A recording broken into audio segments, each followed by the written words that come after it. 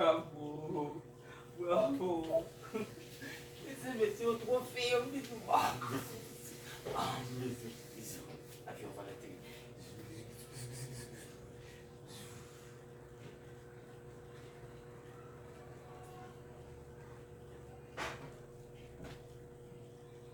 Cadê meus desinteiros?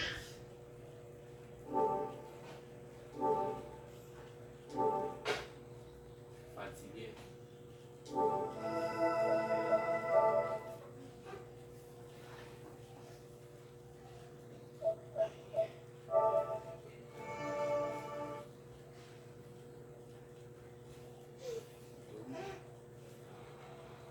Constituer cette maison grâce aux traces laissées sur le sol. On a retrouvé par exemple l'emplacement de ces énormes piliers qui soutiennent toute la charpente. Et puis ensuite, eh bien, il a fallu faire un petit effort d'imagination.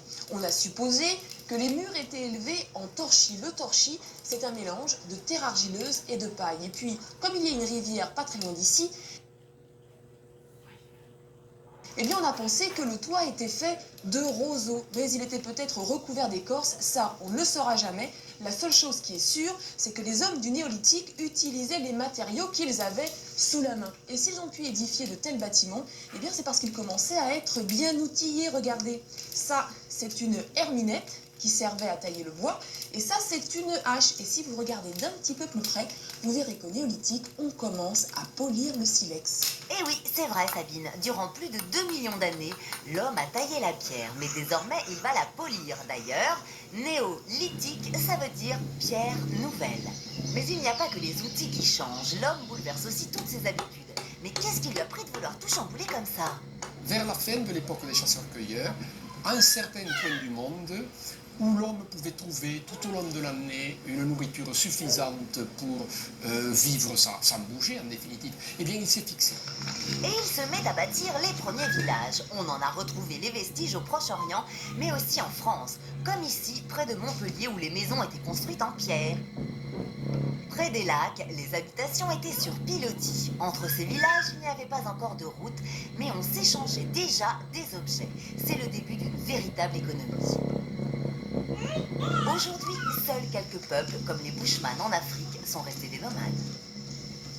Une fois installé dans sa maison, une fois sédentarisé, l'homme du néolithique va inventer l'agriculture. Il crée les premiers potagers. Et ça, c'est une véritable révolution. Parce qu'avant, l'homme était un prédateur. Il chassait et il cueillait ce qu'il pouvait trouver dans la nature. Et bien maintenant, il va se transformer en paysan et produire sa propre alimentation. Alors dans son jardin, il fait pousser des céréales comme l'orge, le blé ou le millet.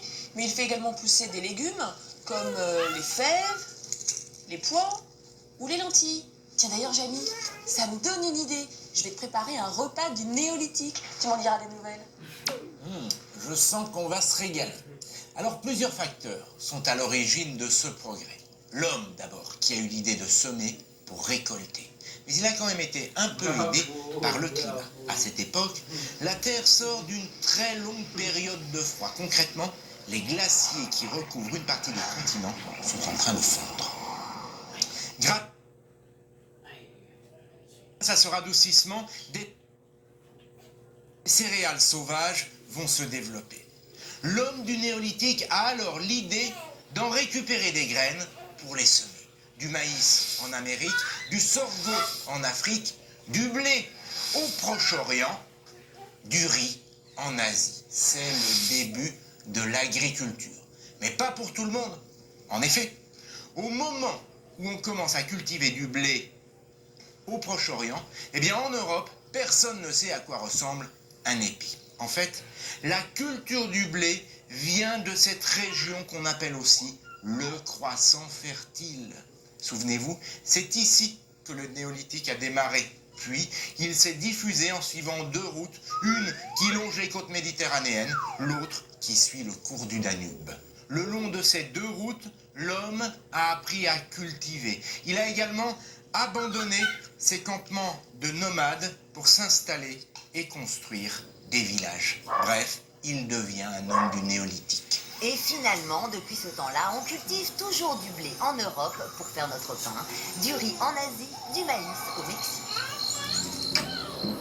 Par contre, les céréales céréales, elles, ont un peu changé, car l'homme, devenu agriculteur, s'est mis à sélectionner les meilleurs épis et n'a replanté que les meilleures graines.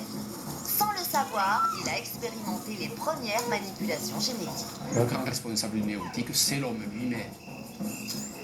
Vis-à-vis de la nature, il se rend compte qu'il peut agir sur elle, il peut la modifier, la transgresser. Et c'est cette prise de conscience qui se passe dans sa tête, donc en réalité. Cette prise de conscience qui fait que l'homme, se sentant plus fort, finit par la transformer et finit par en devenir le maître. Et l'homme du néolithique n'est pas vraiment du genre écologiste. Pour faire des champs, il brûle les forêts. Et il doit cultiver toujours plus, car à cette époque, la population augmente sans cesse. Ainsi, il va commencer à transformer le paysage. Commence à avoir une petite dalle, moi. Un petit menhir. Qu'est-ce que tu nous mijotes, Sabine?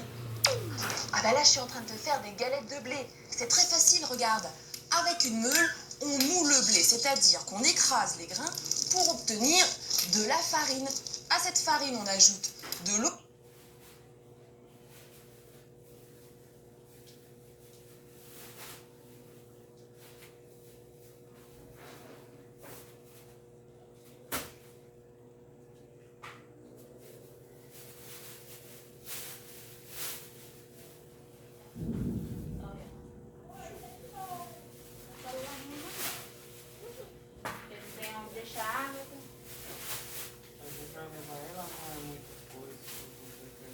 Sim, mas mesmo que se não quisesse levar, não tinha como, não tá aí não. Vai ficar com ela não, não tá lá, vou para os carreiros.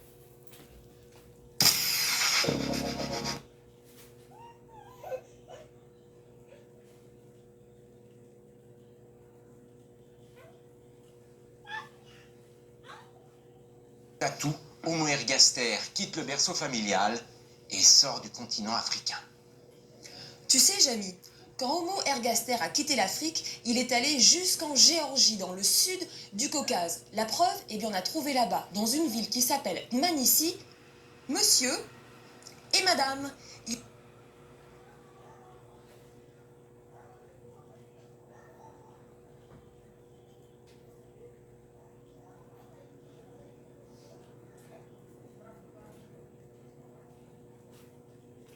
Puis il poursuit sa longue marche vers la... Parce que les ressources sont limitées. Isolées, les populations de Néandertaliens disparaissent au profit des hommes de Cro-Magnon il y a environ 30 000 ans. Homo sapiens n'était pas seulement un bon chasseur, c'était aussi un artiste. Il peignait l'intérieur des grottes, sculptait des statuettes en os. Celle-ci date d'il y a 20 000 ans. Mais alors dis-moi, Cro-Magnon, qu'est-ce qui devient après? Oh bah après, il va construire des maisons, cultiver des champs, domestiquer des animaux, mais ça se passera au néolithique. Néolithique? On y va? Bah oui, on y va. Eh oh, oh, c'est loin? Oh bah entre 6 et 8 000, hein. Kilomètres? Ah bah non, année. Ah bah on y va à pied. Ah bon?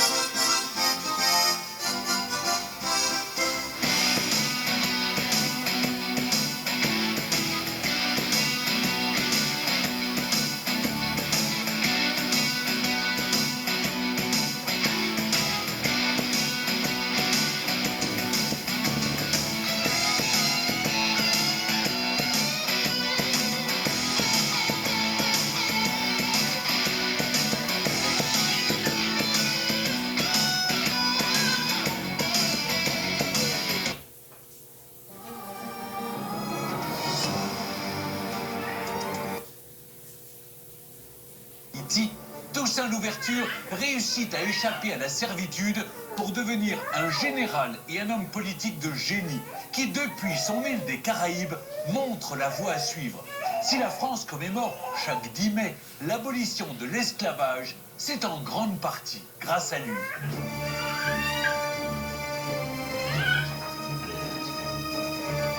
Meneur d'hommes, séducteur, visionnaire, Toussaint Louverture entre dans la lumière à 50 ans et décide de lancer son grand projet, libérer les esclaves de Saint-Domingue pour en faire des citoyens français à part entière.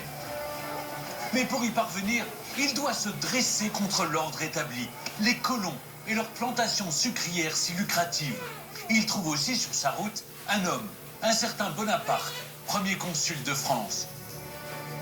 Toussaint, Napoléon, l'affrontement de deux stratèges,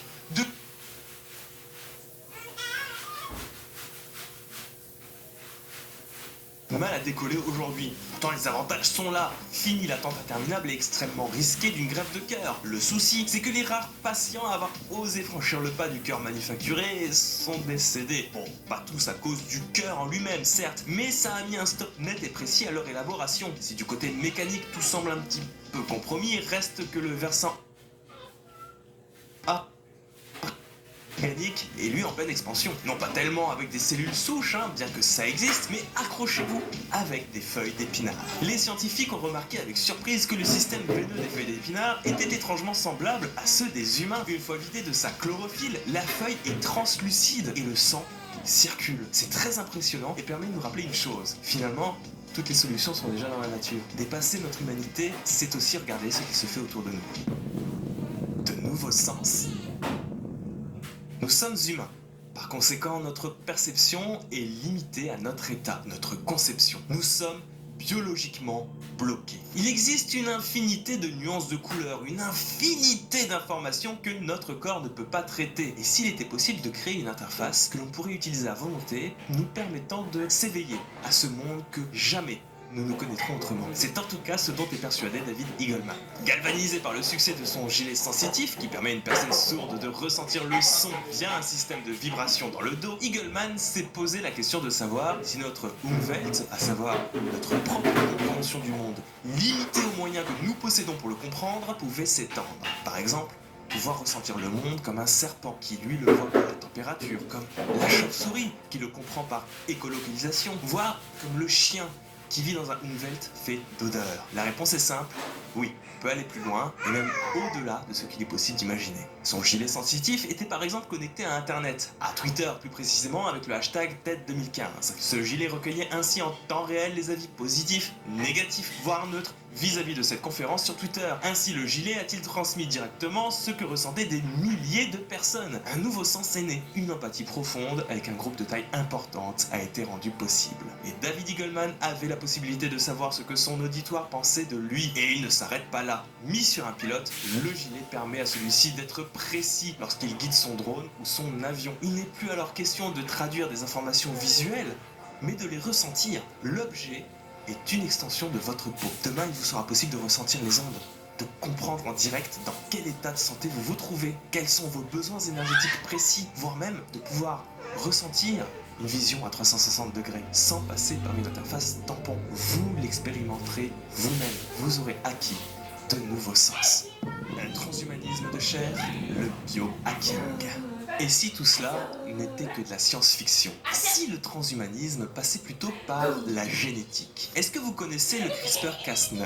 Il s'agit, pour la faire courte, d'une enzyme spécialisée dans la découpe de brins d'ADN. Un outil efficace qui a révolutionné le génie génétique de ces dernières années, diminuant le temps de conception d'organismes génétiquement modifiés et leur coût de 99%. Aujourd'hui, tout peut être sujet à manipulation génétique, que cela soit pour le fun ou pour la science, des poissons fluorescents aux tomates qui ne pourrissent plus. Si je vous en parle, c'est pour une raison assez évidente. La mécanique a quand même d'affreuses limites, et le dépassement de l'humain a bien plus de chances de s'orienter vers la modification de l'ADN plutôt que des palliatifs d'acier. Nous pourrions dans un premier temps modifier notre ADN pour simplement supprimer toute maladie. Imaginez rendre notre corps insensible à certains virus comme le VIH par exemple. Même chose pour le cancer, ces cellules mourantes qui ne veulent pas mourir et se reproduisent pourraient être programmées pour mourir d'elles-mêmes, voire tout simplement mettre au point une défense immunitaire ciblant ces cellules pour les tuer une bonne fois pour toutes. Ce ne serait que le début. Nous pourrions également plus tard adjoindre à notre génome des brins d'ADN de homard ou de méduse pour que nos cellules se régénèrent, stoppant une bonne fois pour toutes le vieillissement. Puis,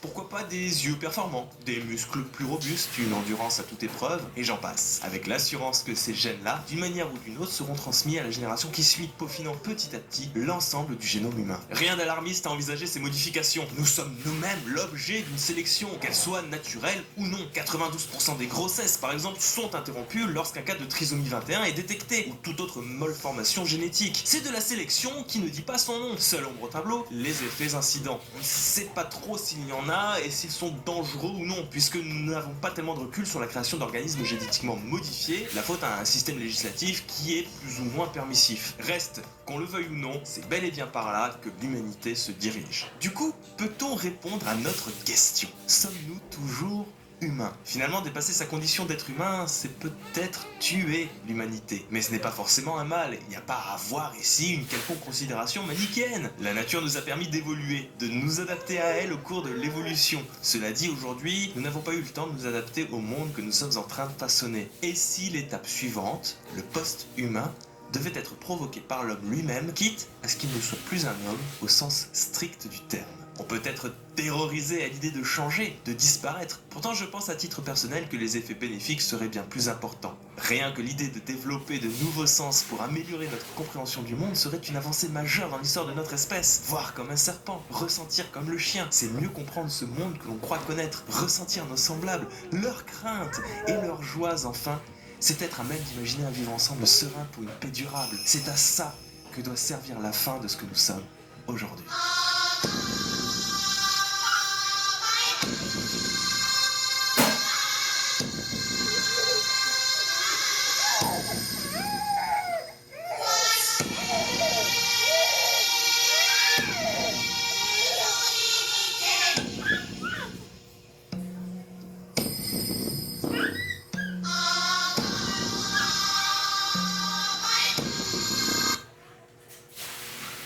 En 2018, on avait fait une vidéo « Et si les athlètes records du monde passaient le bac de sport ? Quelle note auraient-ils » Il y a un barème très clair et il suffisait de l'appliquer. Par exemple, Usain Bolt serait noté 33 sur 20 à l'épreuve du 100 mètres. Mais allons encore plus loin. Cette fois-ci, on ne va pas comparer nos performances à celles des meilleurs sportifs, mais carrément à celles du règne animal. Quelle note auraient les animaux s'ils passaient le bac de sport ? Le meilleur animal à l'épreuve d'athlétisme. Pour avoir 20 sur 20 en athlétisme, vous devez faire moins d'1 minute 30 aux 500 mètres. Qu'est-ce que ça vaut face au guépard, l'animal terrestre le plus rapide du monde? Son corps est une merveille d'aérodynamisme. Une toute petite tête, une cage thoracique affinée et une colonne vertébrale souple qui lui sert de ressort pour se propulser encore plus vite. Tout ça dans moins de 48 kilos, à côté du jaguar ou du lion, c'est un poids plume. Autre caractéristique folle, son ossature déboîtable. Ses omoplates ne sont pas reliées à sa clavicule, ce qui lui permet de faire des mouvements extrêmement amples. Tu vois ta foulée en course, entre tes deux jambes, tu as 1,25 mètres en moyenne. Le guépard, c'est 7 mètres. Ses muscles hyper explosifs demandant une sacrée quantité d'oxygène, ses poumons et son cœur sont très larges, permettant de monter à plus de 150 respirations minutes, 3 fois plus qu'un être humain lorsqu'il court. Vous l'aurez compris, tout est fait pour atteindre le sprint maximal. Il a le record de vitesse de pointe à plus de 128 km/h. C'est aussi la plus grosse accélération, il fait du 0 à 100 en 3 secondes, comme une Ferrari F50 ou une McLaren F1. Cette vitesse a un défaut, il ne peut pas la maintenir longtemps. Il n'a pas de mécanisme de sudation comme nous les humains, donc ses muscles vont surchauffer très rapidement. On parle de 20 à 30 secondes de course pleine vitesse, pas plus, avec 20 minutes de récupération. Ça reste largement suffisant pour le bac, puisqu'il emboutera les 500 mètres en 18 secondes. Si on regarde le barème, où toutes les 4 secondes donnent un point, ça lui ferait une note de 38 sur 20. Au sprint 100 mètres, c'est encore mieux, puisqu'un guépard nommé Sarah a été calculé à 5,92 secondes, ce qui donne au bac une note de 60 sur 20. Pour rappel, Usain Bolt, avec ses 9,58 secondes, n'était qu'à 33 sur 20. Les plus malins d'entre vous me diront que je n'ai pas pris en compte les oiseaux.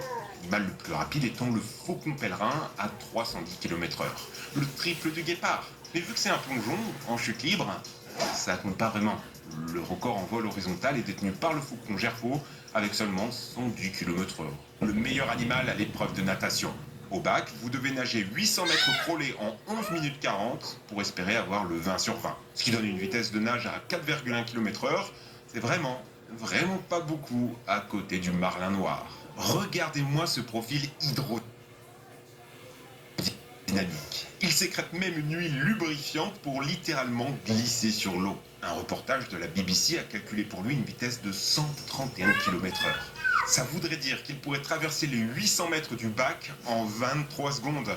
Sur le barème, c'est 1 point pour chaque 25 secondes, donc le marlin noir obtiendrait une note de 47 sur 20. Mais voilà. La nature peut faire des choses bizarres. Des grenouilles volantes, des bambis vampires ou des poissons à dentition humaine. Mais parfois, elle déconne complètement. avec des phénomènes biologiques qui n'ont aucun sens, des bugs de l'évolution. Pourquoi tous les animaux finissent par évoluer en crabes? Des pinces, une carapace et des petits yeux. Pourtant, ces crabes ne sont pas des crabes. On pourrait penser que dans l'arbre du vivant, il y a eu un ancêtre du crabe qui a donné tous les types de crabes sur Terre. Ce n'est pas ce qui s'est passé. Les crabes viennent de plusieurs ancêtres différents qui ont tous convergé vers cette forme-là. C'est ce qu'on appelle la carcinisation, la tendance qu'a la nature à transformer ces animaux en crabes. Et c'est normal, le crabe a une forme parfaite, alliant mobilité, protection, fouille du sol et autodéfense. Un homard, ok, il peut nager, mais t'as juste à l'attaquer sur le côté et c'est fini. Voilà pourquoi certains finissent par rétrécir cette partie à devenir de faux crabes. La nature a bien essayé de faire encore mieux que la carcinisation, mieux que la forme du crabe. Par exemple, avec Calichimera perplexa, la tentative de faire une chimère entre un poisson et un crabe qui nage. Malheureusement, ça n'a pas l'air d'avoir marché. L'évolution a quelque chose de fascinant. Elle aurait pu créer des millions de formes différentes, mais